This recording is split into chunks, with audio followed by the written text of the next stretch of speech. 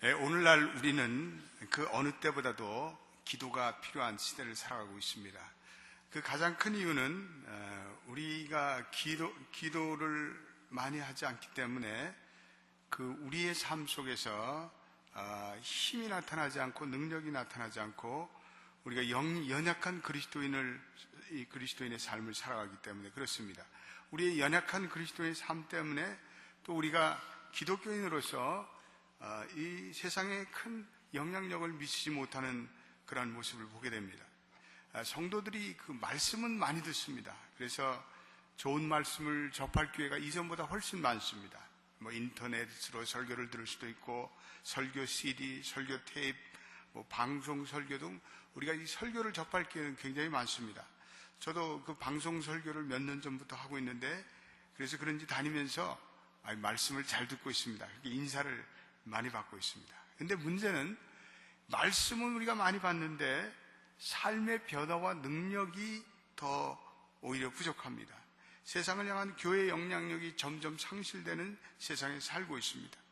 저는 이러한 문제를 해결하는 그 한 가지 대안으로 우리가 성경에 가르치는 기도를 바르게 이해하고 성경적인 기도의 삶을 충실히 살아갈 때 우리의 삶에, 우리의 교회에 좀 더 하나님의 능력이 나타나는 그러한 삶이 되지 않을까 생각합니다. 이 현대의 기독교인들과 또 이 시대의 한 시대 전의 기독교인들과 가장 분명한 차이, 뚜렷한 차이 중에 하나는 이 기도의 생활입니다. 근데 현대인들 중에, 현대 그리스도인들 중에서 이 기도 생활에 익숙지 않고 기도를 부담스러워 하시는 그리스도인들이 많습니다. 그래서 교회 모임 가운데 기도하러 오라 그러면 가장 사람들이 모이지 않습니다. 이 현대인들이 이 바쁜 일상의 라이프 스타일로 인해서 예전의 세대들보다 기도 생활이 훨씬 더 후퇴하고 있습니다. 오늘날 우리 기도의 삶, 말씀의 삶, 이 영성의 삶과 경쟁을 벌이는 세상적인 즐거움으로 인해서 현대 그리스도인들이 기도의 생활이 매우 연약해졌습니다. 우리의 믿음의 선배들은 기도를 많이 드렸습니다.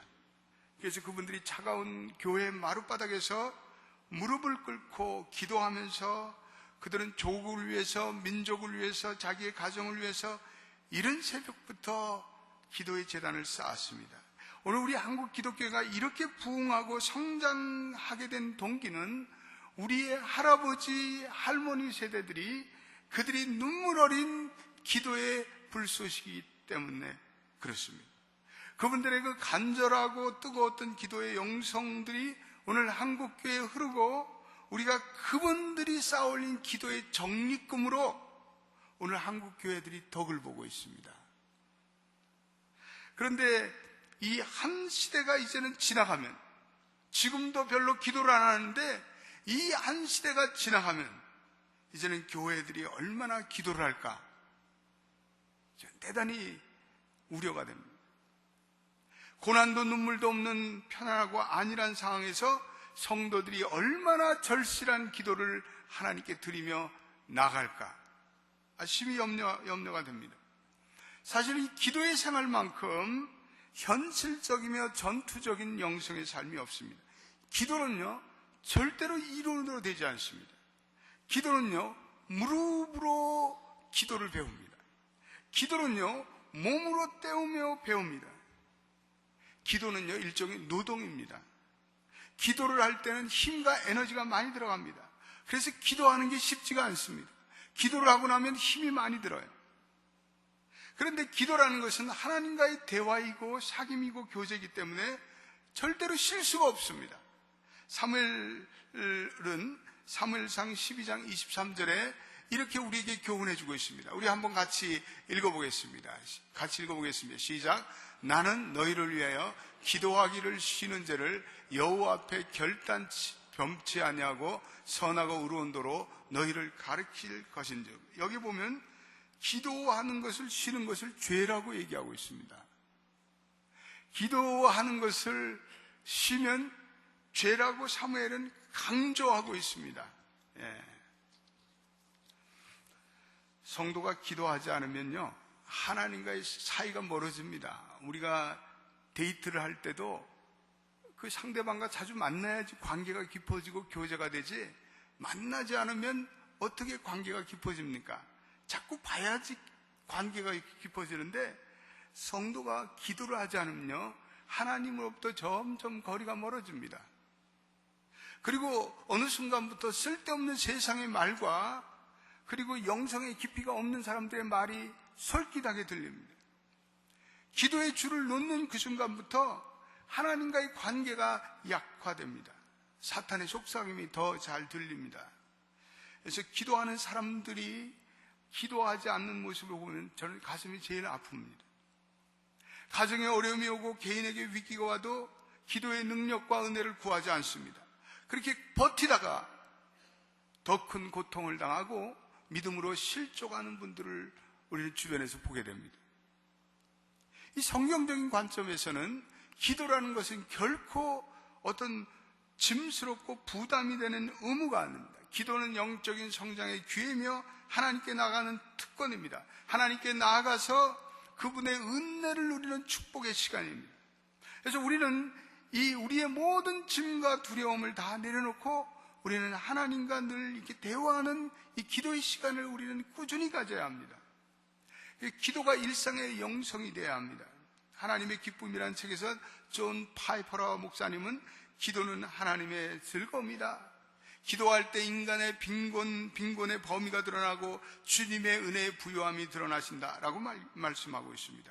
우리가 기도가 무시되거나 기도가 소홀히 될 때 하나님의 능력이 우리에게 임하는 법이 없습니다.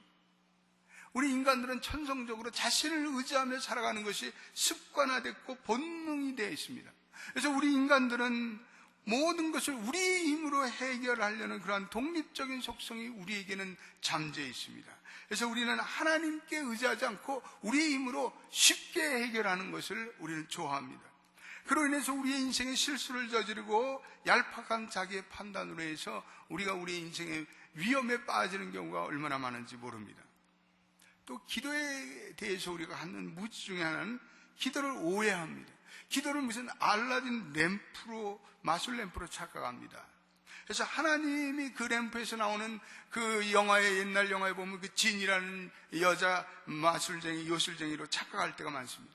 필요할 때 문질러서 소원을 얘기하고, 그리고 소원이 성취되면 그 다음엔 새로운 소원이 생길 때까지 하나님의 존재는 또 잊고 삽니다. 그리고 문제가 생기면 또 하나님께 나가고, 그런 식입니다. 이건 바른 기도의 삶이 못 됩니다. 하나님을 나의 필요에 따라서 호출하고, 어떤 때는 또 하나님 필요 없습니다. 하나님 거기 계세요. 내가 알아서 합니다. 또 외면하고, 이런 것은 우리 성경적인 기도의 삶이라고 볼 수가 없습니다. 저는 기도가 무엇일까? 한번 오늘 우리 신년을 맞이해서 정리하기를 원합니다. 올 한 해 우리 교회의 표가 리더십의 훈련으로 탁월한 리더가 되자라고 정했습니다.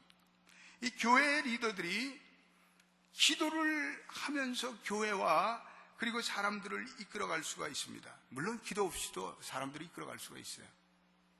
믿음의 부모들이 기도로 자녀를 양육할 수가 있어요. 물론 기도 없이도 자녀를 양육할 수가 있어요. 학생들이 기도하면서 공부를 할 수 있어요. 그러나 학생들은 기도 안 하면서 공부할 수 있어요. 그런데 수많은 성도들의 삶의 모습을 보면서 또 저의 지나간 목회의 삶을 보면서 깨달은 가장 중요한 기도의 원리의 하나는 기도하면 문제가 개선되고 문제가 해결된다. 저는 그런 결론을 가지고 있습니다. 한번 저를 따라해 보세요. 기도하면 문제가 개선되고 문제가 해결된다. 여러분들에게 이런 믿음이 있습니까? 이 원리는 모든 분들에게 적용됩니다. 교회를 이끌어가는 목회자와 장로들을 비롯해서 권사, 집사를 포함해서 모든 하나님의 자녀들에게 기도하면 문제가 개선되고 기도하면 문제가 해결된다. 그런 믿음을 가지고 우리는 기도 생활을 쉬지 않고 계속해야 합니다. 왜냐하면 성경이 그것을 우리에게 입증해 주고 있기 때문에 그렇습니다. 회사를 운영하는 사람들도 마찬가지고 직장의 매니저도 마찬가지고 이 모든 교회의 성가대를 이끌어가는 사람도 마찬가지고, 교회 동역장도 마찬가지고, 모든 사람들이 마찬가지입니다.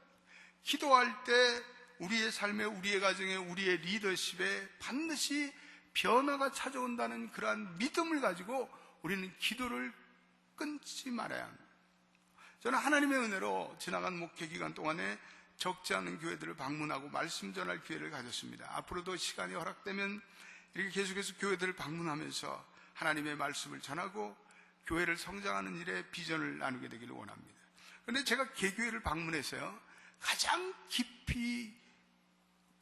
주의 깊게 관찰하는 면이 한 가지 있는데, 그 교회는 과연 영적으로 활기에 차 있는가? 저는 그것을 제일 중요시하게 관찰합니다. 이 교회는 영적인 능력이 나타나는 교회인가? 하나님의 임재가 교회 안팎에서 느껴지고 있는가? 하나님의 함께 하심이 성도들의 삶 가운데 체험되고 있는가? 저는 그것을 아주 주목해서 봅니다. 대단히 주관적인 관찰이 될는지는 모르지만 가장 중요한 교회의 건강과 교회의 내실을 가름하는 바로미터가 바로 그 교회의 영적인 활력, 그것입니다. 그런데 분명한 사실은 영적으로 활기가 있는 교회, 성장하는 교회는 예외 없이 그 교회는 기도가 그 교회의 핵심적인 역할, 사역을 하는 것을 발견하게 됩니다. 기도가 약하거나 성도들이 기도를 게을리하는 교회는 교회가 성장하는 데 한계를 느낍니다. 많은 목회자들이 기도에 대해서 이야기를 합니다. 그러나 그 기도를 실제적으로 교인들로 하여금 훈련시키고 실제로 그게 행동으로 옮겨지고 그 기도가 성도들에서 실천되는 교회는요, 많지 않습니다. 저는 기도하지 않는 교회는 이렇게 비유하고 싶습니다. 기도하지 않는 교회는 마치 8개의 실린더의 자동차를 가진 자동차가 단지 3개 내지 4개의 실린더로 달리는 것이라고 비유하고 싶습니다. 그 자동차는 물론 움직여요. 그러나 그 자동차는 최고의 속력, 최상의 힘으로는 달리지 못합니다. 우리 특별히 연합장로교회 모든 성도들과 리더들은 새해에는 기도에 힘쓰는 영적인 리더십을 갖추게 되기를 축원합니다.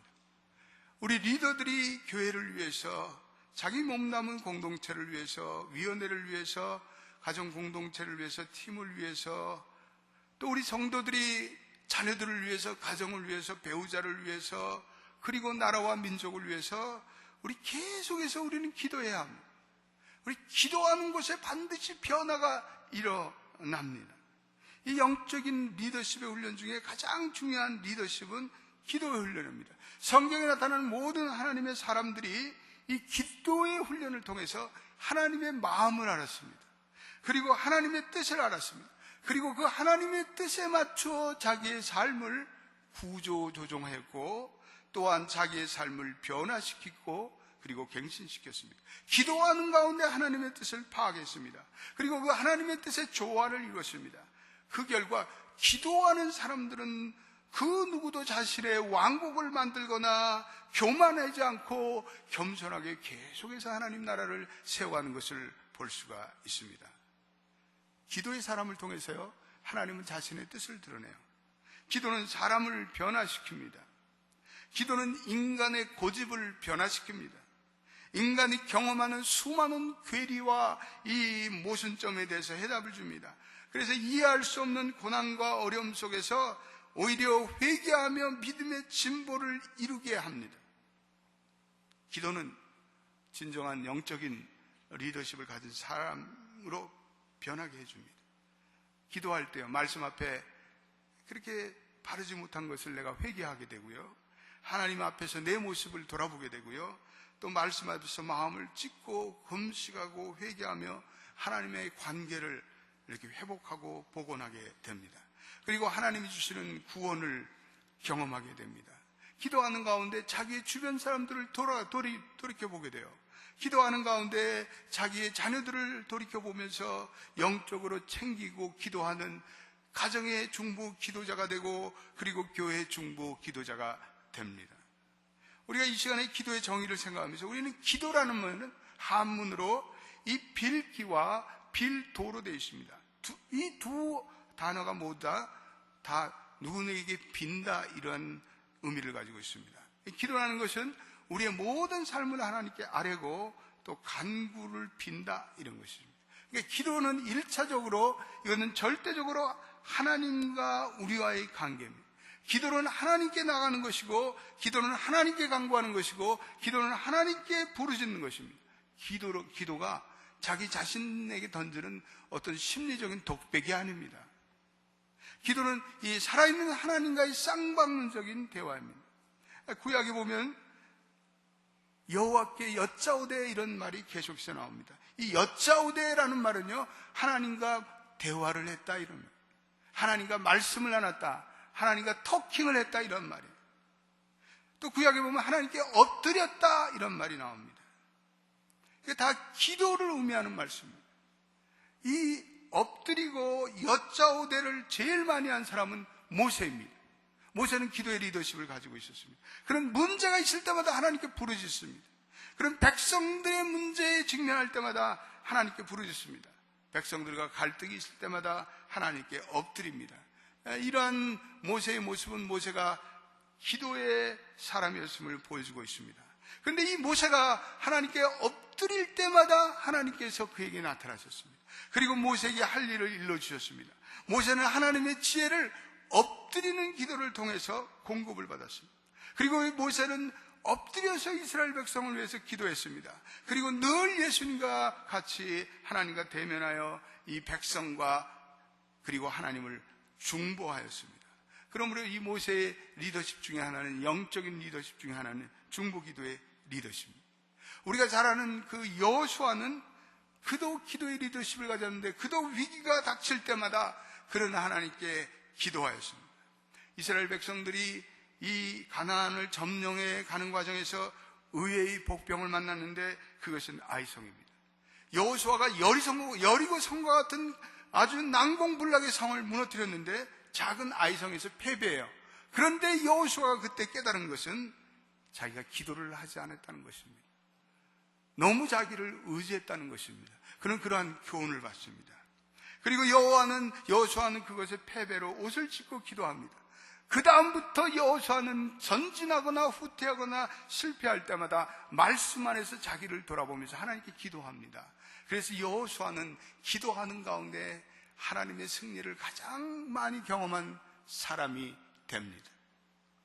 구약에 보면 또 하나의 기도의 리더십을 찾아보는데 그는 다윗입니다. 근데 그의 반면에 이 사울은 기도의 사람이라는 대목이 성경에서 거의 나타나지 않습니다. 사울에게도 한때 하나님의 신이 임합니다. 그런데 사울의 기도하는 모습은 성경에 거의 기록되어 있지 않습니다. 그는 번제를 자기 멋대로 드립니다. 자식을 죽일 뻔합니다. 그리고 아멜렉을 치고 하나님이 하지 말라고 하신 그 전리품을 자기가 취하는 그런 영적인 실수를 저지릅니다. 그런데 그에 반해서 이 다윗은 기도의 삶을 살아가요. 다윗과 사울의 한 가지 결정적인 차이는 기도입니다. 다윗은 왕이 되어서도 자기가 할 일에 대해서 하나님께 일일이 묻습니다. 자기가 헤브론으로 가야 할지, 자기가 블레셋 사람과 전쟁해야 할지 항상 하나님의 뜻을 묻습니다. 이 다윗의 기도의 용어 중에 이 사알이라는 히브리 말이 나오는데 사알이라는 것은 묻다 이런 뜻입니다.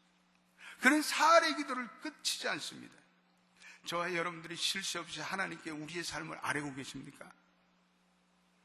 우리의 일상사의 작은 일로부터 큰 일에까지 하나님께 묻고 아뢰고 확인하고 그리고 여러분들이 한 걸음 한 걸음 여러분들의 삶을 향해서 나아가고 있습니까? 다윗이 여호와의 구원을 많이 체험했습니다. 늘 구원을 경험한 것은 바로 이 사알의 기도 때문이었습니다. 그는 하나님께 모든 것을 물었습니다. 다윗은 기도하면서 또 종종 어려움에 경험할 때마다 카라의 기도를 드렸습니다. 히브리 말로 카라라는 것은 부르짖으며 기도하는 것입니다. 그런 부르짖는 기도를 통해서 하나님을 간절히 찾았습니다. 신약 성경에도 보면 많은 사람들이 이 부르짖음의 이 카라의 기도를 통해서 하나님의 구원을 받았습니다. 특별히 신약 성경에 요즘에 우리 요한복음을 공부하면서 또 지난 수요일에도 공부했지만 자기의 자녀의 문제를 놓고 질병의 문제를 놓고 카라의 기도를 드린 사람들이 있습니다. 그래서 구원함을 받습니다. 다윗과 사울은 기도의 삶으로 대조적인 삶의 결과를 보이는데, 사울은 처음에는 잘 나가는데 나중에는 내리막길을 걷습니다.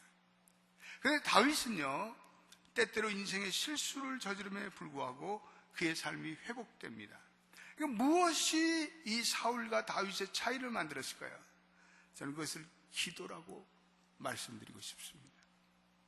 느헤미야는 헌신의 기도를 많이 들었습니다. 그는 무너진 예루살렘 장벽을 보면서 안타까워했습니다. 그는 울며 기도하며 수일 동안 금식하였습니다.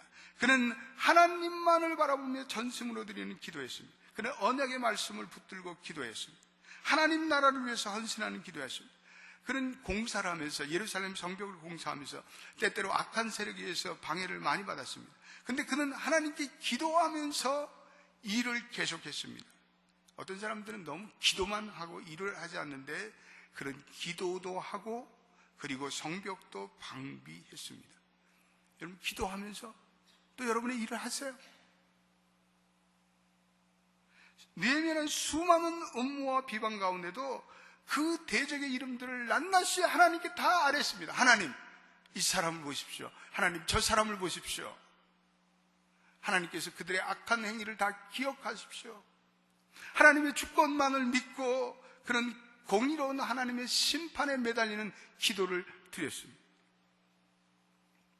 오늘 우리가 읽은 이 다니엘서도 다니엘에게 위험이 찾아왔습니다. 다니엘의 모든 친구들이 이제는 왕의 꿈을 해석하지 않으면 죽을 그러한 위기가 닥쳐 있습니다.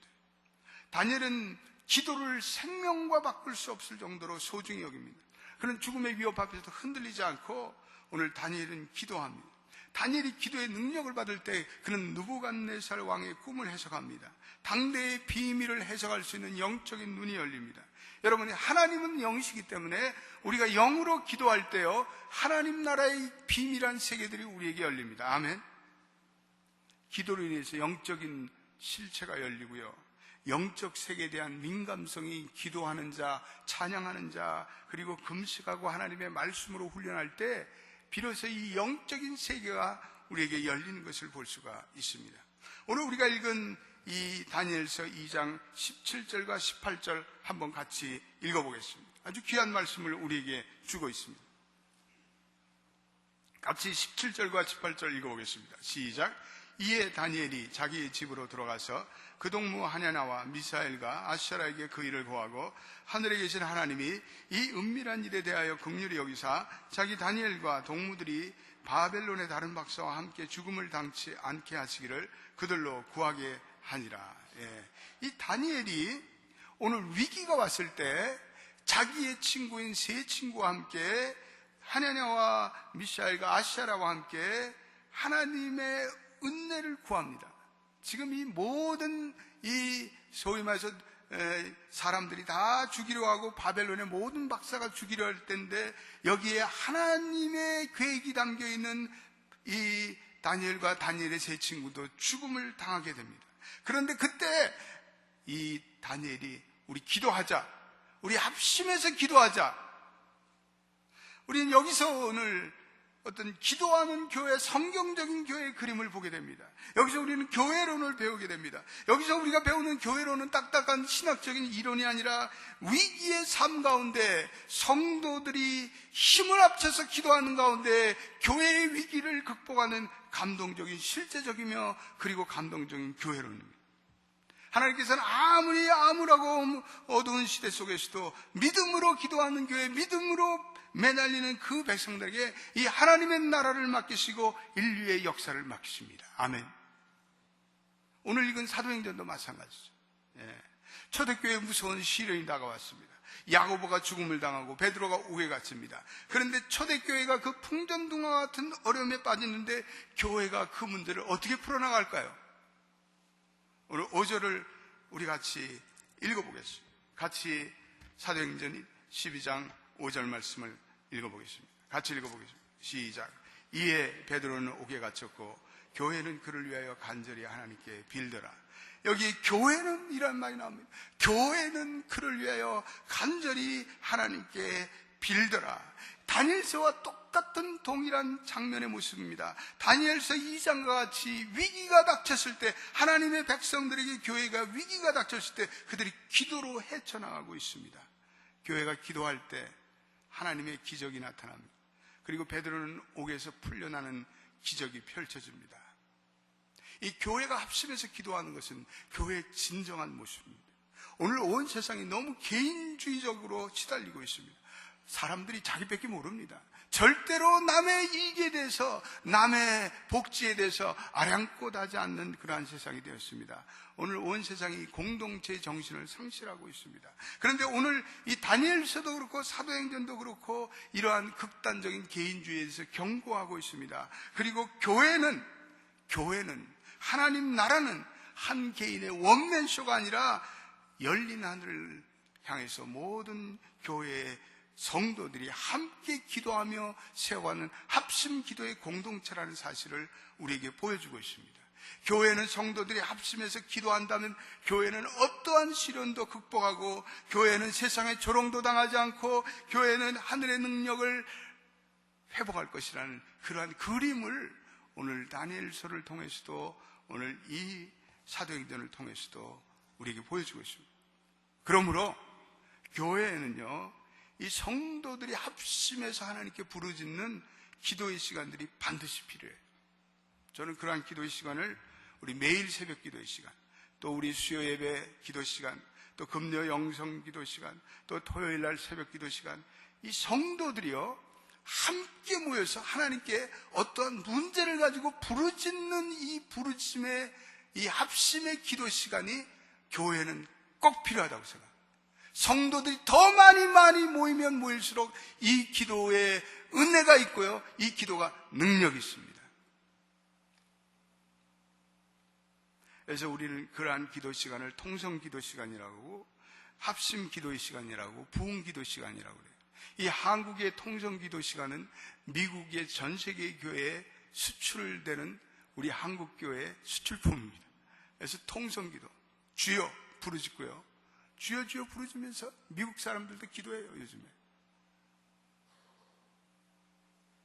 우리는 성도들이 모여서요 이렇게 합심기도, 통성기도, 부흥을 위한 기도를 자주자주 드려야 돼요. 물론 여러분들이 개인적으로 고요하게 관상의 기도를 드리고 혼자서 묵상의 기도를 드려야 되는데, 교회는 때때로 성도들이 모여서 합심해서 하나님의 나라를 위해서, 교회를 위해서, 그리고 아픈 성도들을 위해서, 교인들의 문제를 위해서, 그리고 지역사회 문제를 놓고, 그리고 선교사를 위해서 기도해야 돼요. 우리 교회는 수요일 날 기도를 많이 해요. 수요일 날 설교 이후에 중보기도의 시간 중요한, 토요일 새벽 기도에 우리 주일날 예배를 준비하면서 우리 모여서 예배하시는, 예배를 담당하시는 분들이 모여서 기도해야 돼요. 기도하지 않고 어떻게 하나님께 예배로 나가고 준비하고 그렇습니까? 저는 예전보다도요 이러한 일들이 훨씬 더 중요하게 느껴져요. 이러한 모습들이 교회에 진정한 활력을 주고 능력을 주고 힘을 주는 모습이라고 생각해요. 그래서 믿음의 사람들이 함께 어깨를 맞대고 합심해서 기도하는 거기에 계속해서 교회에 부흥이 있고 회복이 있고 치유의 역사가 있고 성령의 충만이 일어나고요. 아멘? 할렐루야? 별로 아멘을 안 하시네. 믿지를 않으신가?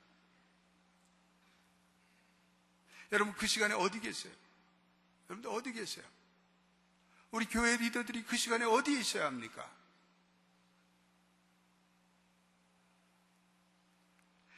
우리는 기도의 운동을 통해서 모든 교회의 영적인 리더들이 교회의 이 기도의 불길을 계속해서 일으켜야 돼요. 이 교회가 커지면요 자꾸만 교회가 행정적인 측면을 중요시하게 여겨요. 기도의 삶이 소홀히 되면 그 다음부터 교회는 언젠가는 영적인 동맥경화증에 빠져요. 그래서 리더들이요, 기도도 안 하고 관료적인 판단을 내려요. 자꾸만 행정적인 마인드셋만 자라나가지고 그들에게 성령의 능력과 성령의 영감, 영성의 영감이 상실되면 그때부터 교회가 뻑뻑해지기 시작해요. 교회가 뻑뻑해져요. 교회가 무언가 말라있어요. 교회가 무언가 거칠고, 교회가 뭔가 하나님의 은혜의 성령의 기름 부으심이 연약해져요. 교회가 기도하지 않기 때문에 그래요. 사람들의 마음속에 자꾸만 이게 관료적인 마음들, 그리고 행정적인 마음들만 이렇게 가득 차기 때문에 그래요. 그러나 이 모든 교회 성도들과 리더들이 매일 삶 속에서 기도를 가장 우선적인 우선순위로 놓고 살아간다면 우리의 모든 사역들이요, 좀 더 효율적이고 능력있고, 그리고 리드미컬하고, 그리고 역동적인 회복이 반드시 이루어지라고 저는 확신합니다. 여러분, 비즈니스를 경영하시고 또 회사를 이끌어가는 분도 마찬가지. 저는 기도하시면서 회사를 위해서 아침 일찍이 나오셔서 기도하시면서 그 회사의 직원들을 위해서 기도하시면서 그 회사를 성공적으로 끌어가시는 분들 많이 만났어요. 회사도 자기가 몸담은 그러한 이 사업도 기도 없이 우리가 어떻게 그것을 끌어나가겠어요? 우리는 기도하며 하나님의 도우심을 구할 때 거기에 놀라운 하나님의 축복과 임재가 함께합니다. 우리는 기도를 통해서 하나님의 능력을 경험하게 됩니다. 잭 헤이포드라는 언더 더 웨이라는 LA에서 목회를 하시는 목사님이 이런 얘기를 하고 있습니다. 기도는 불가능에 도전하는 것이다. Prayer is invading the impossible. 만일 우리가 기도하지 않는다면 하나님도 역사하지 않는다, 이런 말씀을 하고 있습니다. 우리 새해, 우리 모든 연합교회 성도들은, 또 우리 연합교회 영적인 리더들은 이 하나님의 은혜가 내려오고 능력이 임하는 이 기도의 줄을 굳세게 붙들고 믿음의 승리를 거두며, 또한 여러분의 삶과 여러분들의 직장과 여러분들의 사업에 하나님의 능력과 기적을 경험하는 복된 한 해가 되기를 예수의 이름으로 축원드립니다. 기도하겠습니다. 하나님,